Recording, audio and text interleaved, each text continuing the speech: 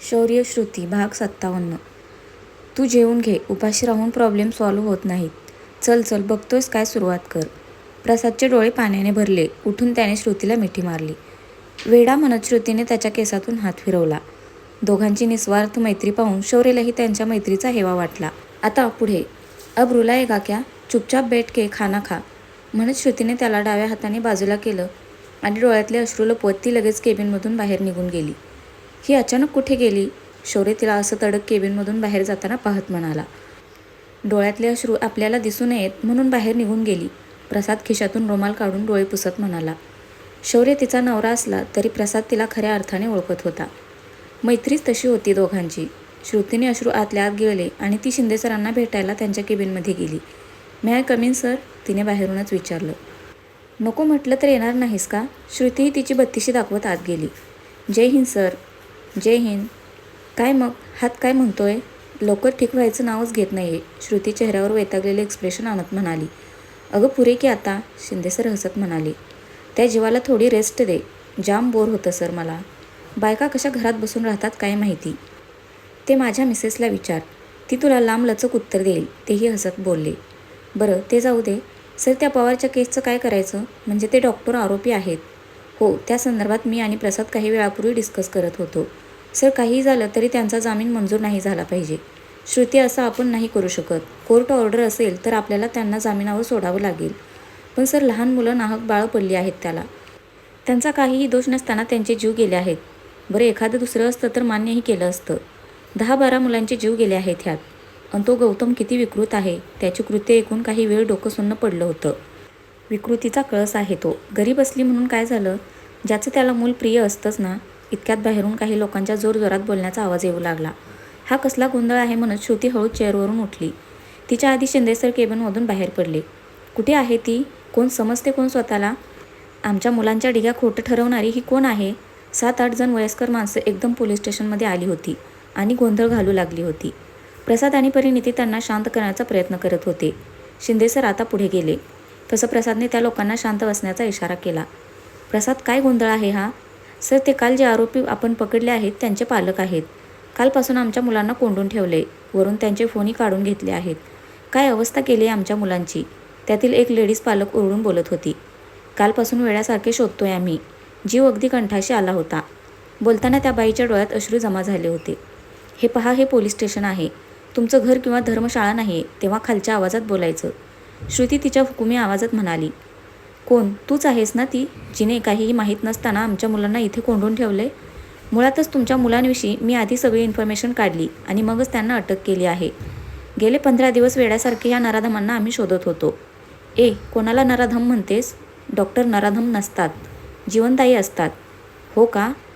अरे बाप, मग स्वतःच्या मुलांना तुम्हीच विचारा, त्यांनी जीव वाचवले का घेतले ते?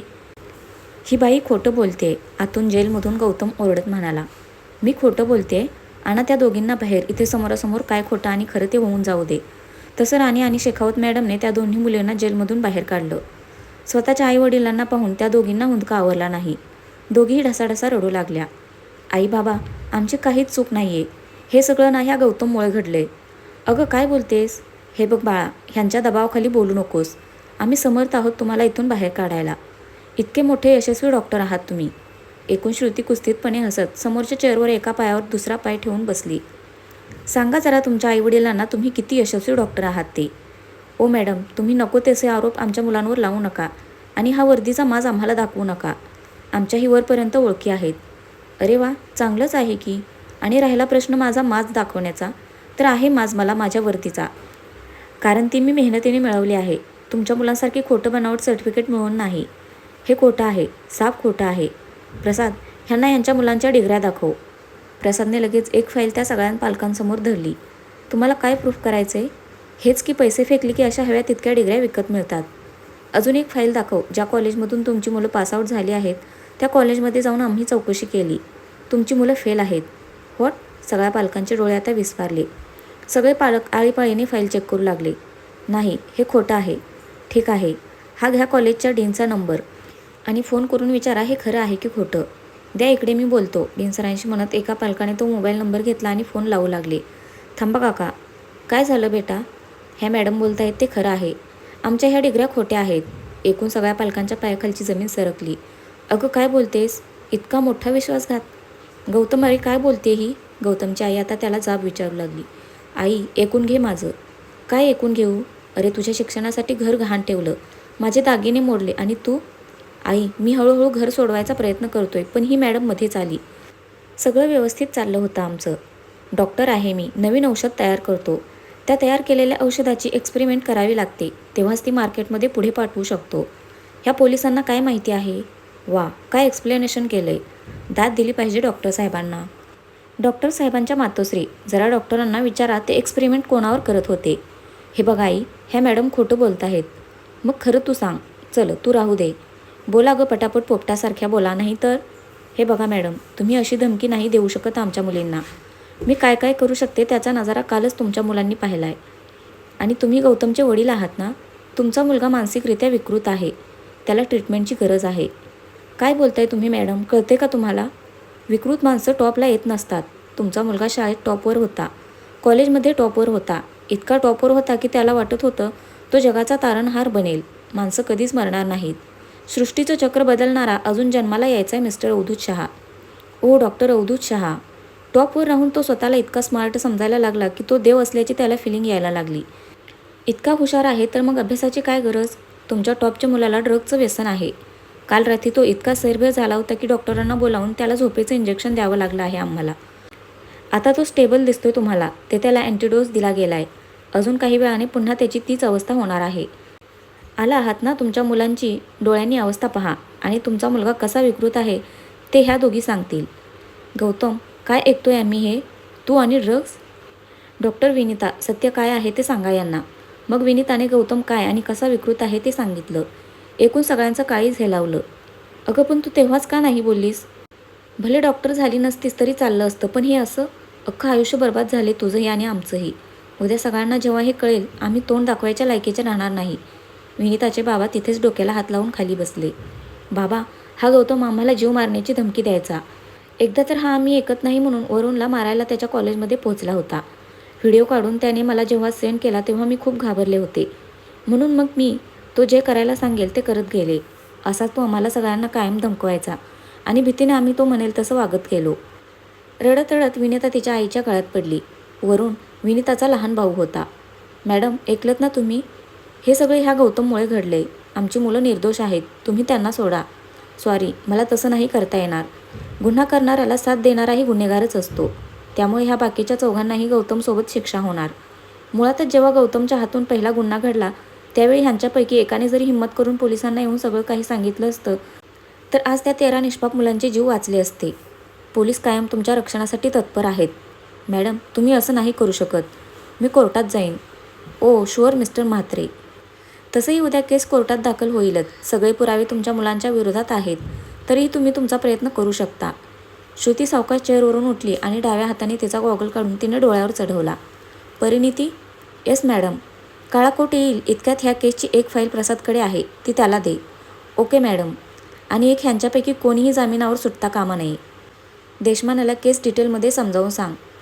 Yes madam. जय हिंद मॅडम. जय हिंद म्हणत श्रुती पोलीस स्टेशनमधून बाहेर पडली. 8वा महिना असूनही ती इतक्या ताठपणे कशी वावरू शकते ह्याचं सगळ्यांना आश्चर्य वाटलं. शौर्यने प्रसादला शेकहँड केलं आणि तोही श्रुतीच्या मागे पोलीस स्टेशनमधून बाहेर पडला. दोघेही गाडीत बसले. का कोणास ठाऊक, पण दोघांनाही आता घरी जायची इच्छा नव्हती. श्रुती, भूक लागली आहे. हो शौर्य, खूप. मला पण आणि बेबीला पण. श्रुती क्यूट फेस करून शौर्यकडे पाहत म्हणाली. ओके, काय खायचं? तसं श्रुतीच्या चेहऱ्यावर गोड हसू आलं. नाही, अजिबात नाही. शौर्य, प्लीज ना. सारखं सारखं तेच काय खायचं असतं तुला? म्हणून बेबीची वाढ होत नाही आहे. तुम्हाला थोडी माहीत मी कॅरी करते, मला माहीत असणार ना. तुमचं बेबी खूप हेल्दी आहे. सारखं इकडून तिकडे उड्या मारत असतं. अजिबात शांत बस, नाही तर. काय करणार, आईवर गेले ना, मग असंच उड्या मारत फिरणार. नशीब बाबांवर नाही गेलं, नाहीतर नुसतं एका जागी शांत बसलं असतं आणि लेक्चर झाडलं असतं. श्रुती. शौर्य, ओके फाईन. पण आज आपण माझ्या आवडीचं फूड खाणार आहोत. म्हणजे घासफूस? या, मला नाही आवडत. नो, आज नॉनव्हेज खाऊया आपण. खूप दिवस झाले मीही खाल्लं नाही आहे. थँक गॉड, वाचले. काय? शौर्य ड्राईव्ह करत तिच्याकडे पाहत म्हणाला. कुठे काय? श्रुतीने हलके जीभ चावली आणि गाडीच्या काचेतून बाहेर पाहू लागली. श्रुती, कसला विचार करतेस? प्रसादचा. त्याला मी म्हटलं देखील होतं, प्रियाला नाही आवडत तर आपण आपलं नातं. पण तो ऐकायला तयार नाही. श्रुती, त्याचं बरोबर आहे. मुळातच तुमच्या नात्यात खोट नाही. मग का त्या नात्याला पूर्ण विराम द्यायचा? पण त्यामुळे नवीन नातं बिघडणार असेल तर? नाही बिघडणार, होईल सगळं ठीक. मी आलोय ना समजावून प्रियाला. गाडीत दोघांच्या गप्पा सुरूच होत्या. काही वेळातच एका छानशा रेस्टॉरंटमध्ये दोघेही जेवायला गेले. देशमाने पोलीस स्टेशनला आला होता. आल्या आल्या परिणितीला भेटायला गेला. ओ, या ना बसा. परिणिती त्याला पाहून खुश झाली होती. ते श्रुती मॅडम कुठे आहेत? म्हणजे त्यांचा फोन आला होता. केस संदर्भात? हो, मॅडमने ही फाईल तुम्हाला द्यायला सांगितले. बरं, काय घेणार, चहा की कॉफी? सध्या काहीच नको, केसची फाईल द्या. फाईल चेक करून मला लगेच कोर्टात जायचं आहे. मॅडमची तशी ऑर्डर आहे. आणि मॅडमची ऑर्डर म्हणजे ऑर्डर असते, हे माझ्यापेक्षा जास्त तुम्हाला माहीत आहे. देशमाने एक स्माईल देत तिच्या हातातून फाईल घेत म्हणाला. पण परिणितीने थोडंसं तोंड वाकडं केलं. काय झालं मिस परिणिती? काही नाही, केसचा स्टडी करा म्हणत फनकाऱ्याने ती तिथून बाजूला निघून गेली. तोही तिच्या लटक्या रागाला पाहून हसला. त्याने मोबाईल काढला, एक मेसेज टाईप केला आणि तो पोलीस स्टेशनमधून बाहेर पडला. परिणितीच्या मोबाईलची मेसेज टून वाजली. तिने खिशातून फोन काढून चेक केला आणि तिच्या चेहऱ्यावर भली मोठी स्माईल आली. प्रिया, काय ठरवलं आहेस? कशाबद्दल? अगं कशाबद्दल काय? हद्द झाली आता. सरंजामे, तुम्ही काही बोलणार आहात की नाही? पण सरंजामेंची प्रतिक्रिया थंड आली. आयुष्यभर लेकीला आणि नातवाला पोसायचा विडा उचलला आहात का? तसं असेल तर सांगा मला. घाई काय आहे? थोडा विचार करू दे. सरंजामे रागातच त्यांच्या पत्नीकडे पाहत म्हणाले. बाबा, मला नाही जायचं त्याच्याकडे परत. मी नाही त्याच्यासमोर नाक घासणार. एकदाही त्याने मला थांबवायचा प्रयत्न केला नाही आणि तसंही माझी मी समर्थ आहे. मला आता ह्या बंधनातून मुक्त व्हायचं आहे.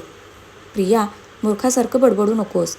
नवरा आहे तो तुझा आणि किती वेळा तुला समजावून सांगेल? तू स्वतःच्या हाताने स्वतःच्या संसाराला आग लावतेस. नवरा बायकोच्या नात्यात कुरबुरी होतात, पण ह्या थराला जाणं म्हणजे विस्फोट. हे जे काही बोलतोयस ना ते विनाशकाले विपरीत बुद्धी म्हणतात ह्याला. सरंजामे, गोष्टी ताज्या आहेत, तोच त्या मिटवा, जगभर बोंबाबोंब होण्याआधी. तू माझी आई आहेस की त्या मूर्ख प्रसादची? प्रिया, जिभेला लगाम घाल. नवरा आहे तो. बाईच्या जातीने इतकं वचावचा बोलू नये. मग काय करू? प्रेम तिच्यावर आणि शारीरिक संबंध माझ्यासोबत आणि कदाचित. प्रिया पुन्हा प्रियाच्या कानाखाली बसली. खरंच मूर्ख आहेस तू. तुला माणसांची आणि नात्यांची किंमत नाही आहे. सरंजामे, काहीतरी बोला. पोरीचा संसार उद्ध्वस्त होतोय. सूदबूद हरवल्यासारखे करू नका. स्वतःच्या बहिणीची अवस्था पहा आणि विचार करा. रागात उठून प्रियाची आई आत त्यांच्या रूममध्ये निघून गेली.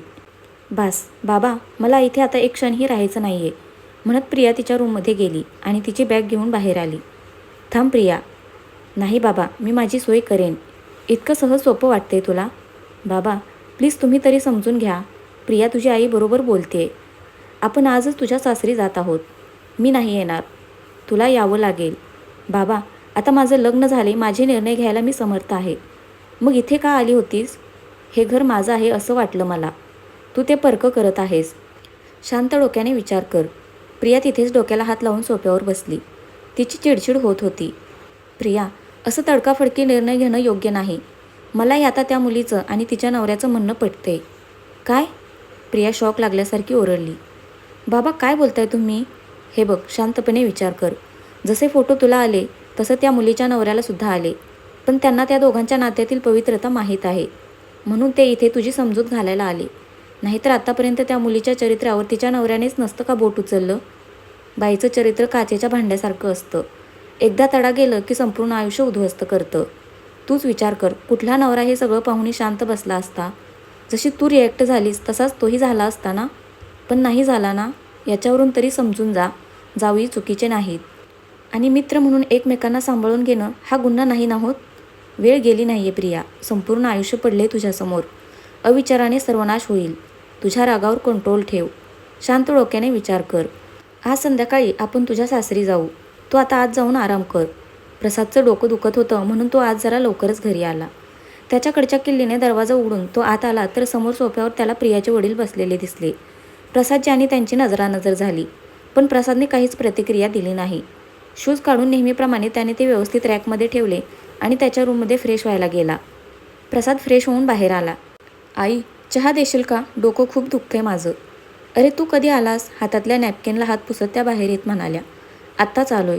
मग मला कसं नाही कळलं? आई, घराची एक किल्ली आहे माझ्याकडे. अरे हो, विसरलेच. असंच होतं बघ. वय झालं आता माझं. काही लक्षात राहत नाही. तर फ्रेंड्स, आजचा भाग कसा वाटला नक्की कमेंट करून सांगा. धन्यवाद.